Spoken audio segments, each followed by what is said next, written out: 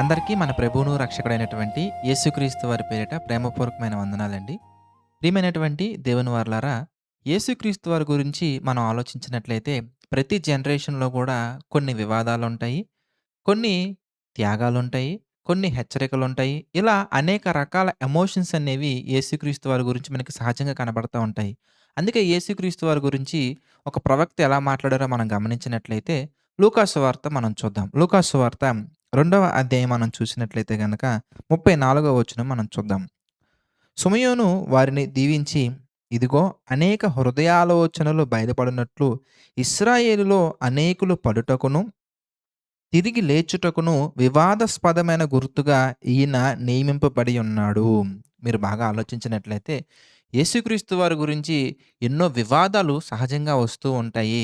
వాటికి గుర్తుగా యేసుక్రీస్తు వారు నియమించబడ్డారు అని ఒక ప్రవక్త మాట్లాడడం మనం గమనించొచ్చు.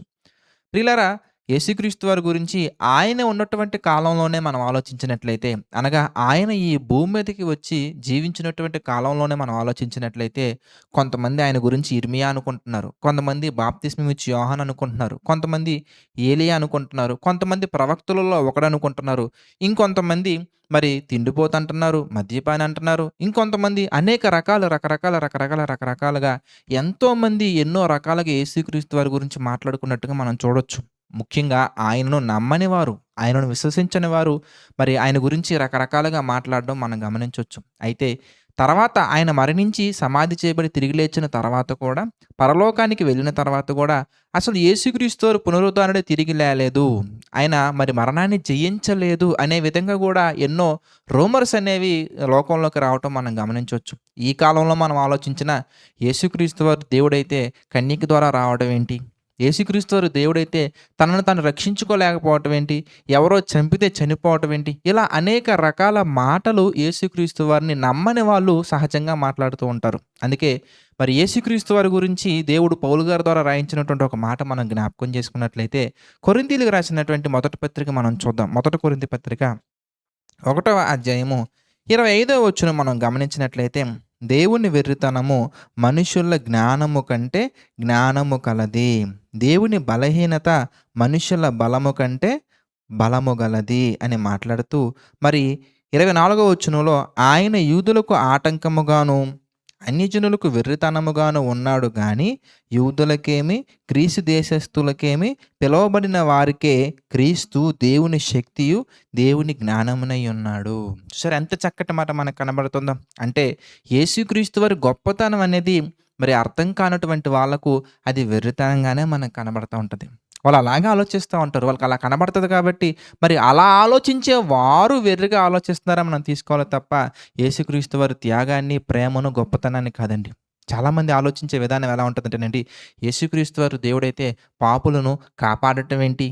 పాపం చేసినటువంటి వాళ్ళని శిక్షించాలి గాని కాపాడటం ఏంటి అంటా ఉంటారు. ఇక్కడ మనం ఆలోచించాల్సినటువంటి విషయం ఏంటంటే, ఎక్కడ కూడా మీకు ఇష్టం వచ్చినట్టు పాపాలు చేసేయండి, నేను మిమ్మల్ని కాపాడేస్తానని బైబిల్‌లో ఎక్కడా లేదండి. ఒక పాపికి దేవుడు మారు మనసు పొందటానికి అవకాశాన్ని ఇస్తారు. ఒకవేళ అతను తన జీవిత కాలంలో మారకపోతే దేవుడు వేసేది శిక్ష, అది నరకం. ఒకవేళ మారు మనసు పొంది, ఒకవేళ పాప క్షమాపణ నిమిత్తం మారు మనసు పొంది బాప్తీసం పొంది అతను గనక మరి పాపాలను విడిచిపెట్టి బ్రతికినట్లయితే గనక తప్పకుండా అతని పాపాలను క్షమించి అతనిని పరలోకానికి తీసుకెళ్తారు. అంటే యేసుక్రీస్తు వారు పాపులకు మారడానికి ఒక అవకాశాన్ని ఇస్తున్నారే తప్ప పాపులందరిని కాపాడేస్తాను, ఎన్ని పాపాలైనా చేయొచ్చు అని ఎక్కడా చెప్పలేదండి. ఇది క్లారిటీ చేసుకోవాల్సినటువంటి ఒక ముఖ్యమైన పాయింట్. అయితే ఇప్పటిదాకా మనం చూసింది నమ్మనటువంటి వాళ్ళ గురించి. యేసుక్రీస్తు వారిని నమ్మనటువంటి వాళ్ళ గురించి. అందుకే బైబిల్‌లో రాసినటువంటి ఒక మాట మనం జ్ఞాపకం చేసుకున్నట్లయితే, మరి వారు గనక జ్ఞానము ఉన్నట్లయితే, వారికే దేవుడి జ్ఞానము ఉన్నట్లయితే మహిమా స్వరూపియగు ప్రభువును సిలువ వేయక ఉందురని మనకి చక్కగా కొరింథీ పత్రికలో మనకు కనబడుతుందండి. అంటే నమ్మనటువంటి వారు, జ్ఞానము లేనటువంటి వారు, వాక్యం పట్ల అవగాహన లేనటువంటి వారు ఇలా పిచ్చి పిచ్చిగా మాట్లాడుతూ ఉంటారు. పిచ్చి పిచ్చిగా ప్రవర్తిస్తూ ఉంటారు. ఇదంతా ఒక సబ్జెక్ట్ అని మనం ఆలోచించినట్లయితేనండి, మరొకటి మనం జ్ఞాపకం చేసుకున్నట్లయితే, మరి క్రీస్తును విశ్వసించినటువంటి వారి సంగతి ఏంటి? క్రీస్తును నమ్మినటువంటి వాళ్ళ సంగతి ఏంటి? ఆరాధనకి వెళ్తున్నటువంటి వాళ్ళ సంగతేంటి? వాక్యాన్ని చదువుతున్న వాళ్ళ సంగతేంటి?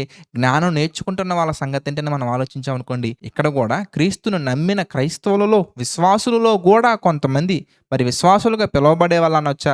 లేదంటే వాళ్ళు విశ్వాసులేనా అనే ప్రశ్న వేసుకోవాలి. ఏంటి ఇంతకనగానే యేసుక్రీస్తు వారిని కేవలం మరి ప్రపంచ మానవాళి కొరకు సిలువలో మరణించినటువంటి మరి ఒక వ్యక్తిగా చూస్తున్నారు తప్ప, ఆయన శక్తిని ఎవరు గూడా ఆలోచించట్లేదు.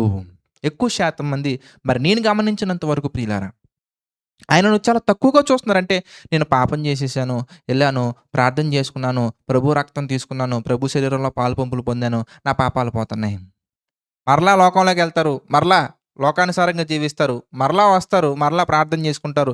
అంటే క్రైస్తవులలో గూడా కొంతమంది ఆలోచన విధానం ఎలా ఉందంటే, సిలువలో మరణించినటువంటి వ్యక్తిగానే చూస్తున్నారు తప్ప, ఆయన గొప్పతనాన్ని ఎవ్వరూ ఆలోచించట్లేదు. అయితే మనం ఒక కోణాన్ని మనం ఆలోచించగలగాలి. యేసుక్రీస్తు వారు మన కొరకు ఈ భూమి మీదకొచ్చారు. మనుషుని పోలికగా పుట్టారు. దాసుని స్వరూపము ధరించుకున్నారు. తనను తాను రిక్తునిగా తగ్గించుకున్నారు. తనను తాను రిక్తునిగా చేసుకున్నారు. అంతేగాని ఆయన దాసుడు కాదండి. అంతేగాని ఆయన మనిషి కాదండి. అంతేగాని ఆయన ఏమీ లేనివాడు కాదండి. అంతేగాని ప్రాణం తీస్తున్నా గూడా ఆయన మౌనంగా ఉండే వ్యక్తి కాదండి. అంతేగాని మరి మనం అనుకున్నట్టుగా ఆయన ఏదో లో లెవెల్ క్యారెక్టర్ కాదండి. లో లెవెల్ పర్సన్ కాదండి. అందుకే యోహాను సువార్త ప్రారంభం ఎలా ప్రారంభమైంది మీరు చూస్తే నిజంగా మనకు గూస్ బంప్స్ రావాలి. మనందరం ఆశ్చర్యపోవాలి. అలా ప్రారంభమైందండి. యోహాను సువార్త 1:1 మనం చూస్తే ఆదియందు వాక్యము ఉండెను. చూద్దామా? యోహాను సువార్త 1:1 మనం చూస్తే ఆదియందు వాక్యముండెను, వాక్యము దేవుని యొద్ద ఉండెను, వాక్యము దేవుడై ఉండెను. దేవుడు మనుషుని పోలికగా పుట్టారు. దేవుడు దాసుని స్వరూపం ధరించుకున్నారు. దేవుడు తనను తాను రిక్తునిగా చేసుకున్నారు తప్ప ఆయన చేతగాని వ్యక్తి కాదు. నువ్వు చేసే ప్రతి పాపాన్ని చూస్తున్నారు. మారు మనసు పొందనటువంటి కఠిన హృదయాన్ని ఆయన చూస్తున్నారు. ప్రతి క్రైస్తవుడు కూడా యేసుక్రీస్తు వారిలో చూడవలసినటువంటి మరొక కోణం అండి. చాలా అమాయకంగా చూస్తారు. చాలా తక్కువగా చూస్తారు. మనం ఎన్ని పనులు చేసినా పర్లేదు, ఎన్ని పాపాలు చేసినా పర్లేదు, ఎలా ఉన్నా పర్లేదు, ఆయన క్షమించేస్తారు అనే ఒక భ్రమలో బ్రతికేస్తున్నారు. అందుకే పాపం వలన కలుగు భ్రమ చేత మీలో ఎవరో కూడా మోసపోకండి అని దేవుడు రాయించారు. హెబ్రీయులకు రాసిన పత్రికలోనండి రాసినటువంటి ఒక మాట మీరు జ్ఞాపకం చేసుకోండి. హెబ్రీ పత్రిక 4వ మనం చూస్తే హెబ్రీయులకు రాసిన పత్రిక ప్రతి క్రైస్తవుడు కూడా మరి యేసుక్రీస్తు వారి గురించి జ్ఞాపకం ఉంచుకోవాల్సినటువంటి విషయాలు నేను చెప్తున్నాను. హెబ్రీ పత్రిక 4:13 మరియు ఆయన దృష్టికి కనబడని స్పష్టము ఏదియూ లేదు, మనం ఎవరికి లెక్క అప్పచెప్పవలసి ఉన్నదో ఆ దేవుని కన్నులకు సమస్తమును మరుగులేక తేటగా ఉంది. ఆయన చాలా గొప్పవారు, చాలా శక్తి కలిగినటువంటి వారు. ఆయన మన కొరకు తగ్గించుకుని రిక్తునిగా చేసుకున్నారు తప్ప ఆయన ఏమీ లేనివారు కాదండి. ఆయనకి అన్నీ తెలుసు, అన్నీ కనబడతాయి. అందరు హృదయాలను చూస్తున్నారు, అందరు మనస్తత్వాలను చూస్తున్నారు. అందులో నువ్వు కూడా ఉన్నావు. నువ్వేమీ దేవునికి సపరేట్గా కనబడకుండా ఏమి లేవు. నువ్వు చేసే ప్రతి పని కనబడకుండా ఏమీ లేదండి. మొత్తం ఆయన కంటికి కనబడుతుంది. ఈ ప్రకృతే ఆయన మాట ద్వారా వచ్చింది. ఈ ప్రకృతిని చేసినటువంటి వారే దేవుడు. మీరు గమనిస్తే ఒక మాట చూసి క్లోజ్ చేసుకుందాం. కొలస్సీలకు రాసిన పత్రిక మనం చూద్దాం. కొలస్సీ పత్రిక 1:15 ఈ సందర్భంలో మనం ఒకసారి జ్ఞాపకం చేసుకున్నట్లయితే కొలస్సీలకు రాసిన పత్రిక 1:15 మనం చూద్దాం అండి. 15 ఆయన అదృశ్య దేవుని స్వరూపి అయి సర్వ సృష్టికి ఆది సంభూతుడై ఉన్నారు. ఎలయనగా ఆకాశమందున్నవి భూమి యందున్నవి దృశ్యమైనవి గాని అదృశ్యమైనవి గాని అవి సింహాసనములైనను ప్రభుత్వములైనను ప్రధానులైనను అధికారులైన సర్వమును ఆయన యందు సృజింపబడెను. సర్వమును ఆయన ద్వారాను ఆయనను బట్టి సృజింపబడెను. యోహాను సువార్తలో మనకు కనబడే మాట కలిగి ఉన్నదేది కూడా ఆయన లేకుండా కలగలేదు. మనం చీకట్లోకి వెళ్ళి పాపం చేస్తున్నావా? చీకటి కూడా ఆయన ద్వారా వచ్చిందే. ఒక రూమ్లోకి వెళ్ళి పాపం చేసేస్తున్నావా? ఆ రూమ్ కూడా దేవుడు సృజించిందే. కలిగి ఉన్నదేది కూడా ఆయన లేకుండా కలగలేదు. మొత్తం క్రియేట్ చేసింది దేవుడే. దేవుడు కన్నులకు మరుగై ఉన్నది ఏదీ లేదు. అంత గొప్ప దేవుడు నీ కొరకు నా కొరకు ఈ భూమి మీదకి తగ్గించుకొని వచ్చారండి. దాసుని స్వరూపం ధరించుకొని రిక్తునిగా చేసుకున్నారండి ఆయన. అంతేగాని ప్రియమైనటువంటి దేవుని వారలారా, అందరిలా మీరు ఆలోచించకండి. వాక్యము తెలియని వాళ్ళు ఎలాగో యేసుక్రీస్తు వారి గొప్పతనం తక్కువగా చూస్తున్నారు. వాళ్ళకి అర్థం కాలేదు యేసుక్రీస్తు వారు. నీకైనా అర్థమవ్వాలి. మనకర్థమవ్వాలి.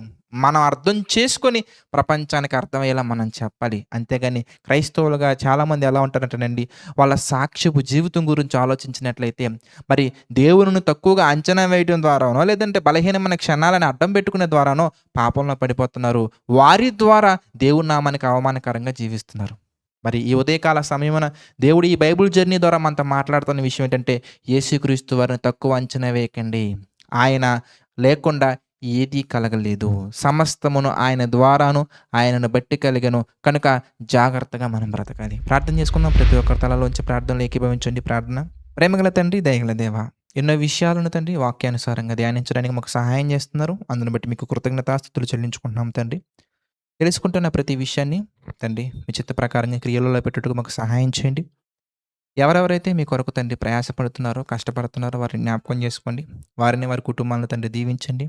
దేవా, ఈ విషయాలను అనేక మందికి షేర్ చేస్తున్నటువంటి మీ బిడ్డలను కూడా జ్ఞాపకం చేసుకోండి. మీ చిత్త ప్రకారంగా బలపరచండి, ఆశీర్వదించండి. తండ్రి, ఆర్థిక, ఆరోగ్య, మానసిక సమస్యలలో తండ్రి కృంగిన మీ పిల్లలను తండ్రి బలపరచండి, లేవనెత్తండి. మీ కొరకు తండ్రి ఇంకా గొప్పగా వేగంగా పరిగెత్తే విధంగా సహాయం చేయండి. సమస్త మహిమ, ఘనత, ప్రభావాలు తండ్రి మీకే చెల్లించుకుంటూ, మీ చిత్తమైతే మేమందరం మరలా కలుసుకునే అవకాశాన్ని అనుగ్రహించమని వేడుకుంటూ, మా ప్రభువును రక్షకుడైన యేసుక్రీస్తు వారి పేరిటి ప్రార్థన అడిగి వేడుకొనుచున్నాము తండ్రి. ఆమెన్. అందరికీ వందనాలండి.